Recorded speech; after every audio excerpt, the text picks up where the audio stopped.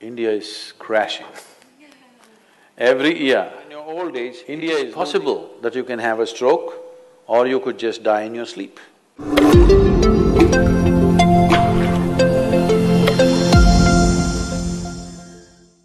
I have a question from our recent past, which is, why do our heads not face north when we're lying down? It's like the monkeys, it's been staying on my heads. So you accept the evolutionary process the way it is.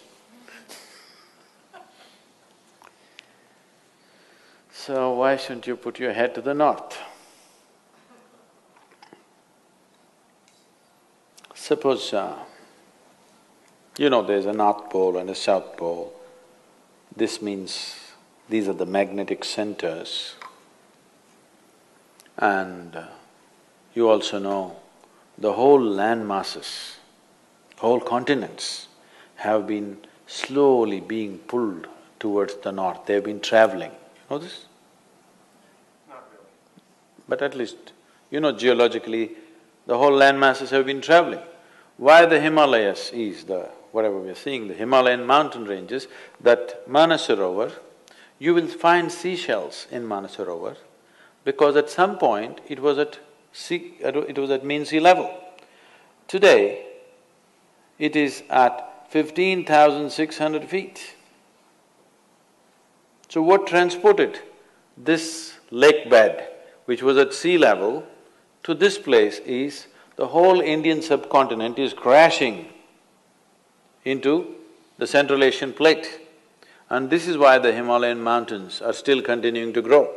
This is just piling up, it's just a crash. You've seen cars piling up?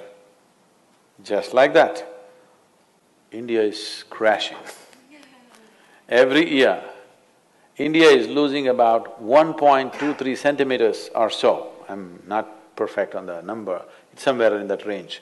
Every year, India is losing about 1.23 centimeters or something because it's crashing into the Himalayan range and it's piling up. Because the magnetic pull of the North Pole is slowly pulling all the land masses upward. So such a huge magnetic pull where the continents are moving up, that kind of magnetic pull is constantly in enforcement across the globe. Suppose you had a little bit of anemia. If you went to your doctor, what does he prescribe for you?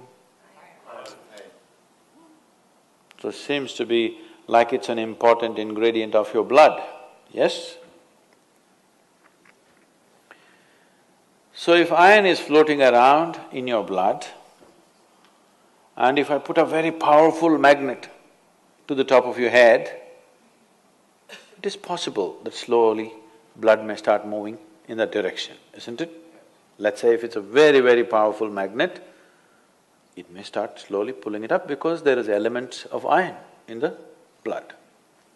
Your body is designed like this, that your heart, which is the pumping station of the circulatory system, is 3/4 of the way up, not halfway down, because it is difficult to pump against gravity, easier to pump towards gravity, so it's placed here.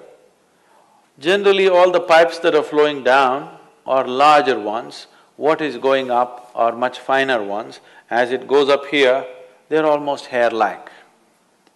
So minute that the circulatory system in your brain is such that if one extra drop enters there, hemorrhages will happen. People have strokes. So now you were like this, now you went like this. Already there is a little bit of imbalance in the system because heart was pumping, calculating the gravitational resistance.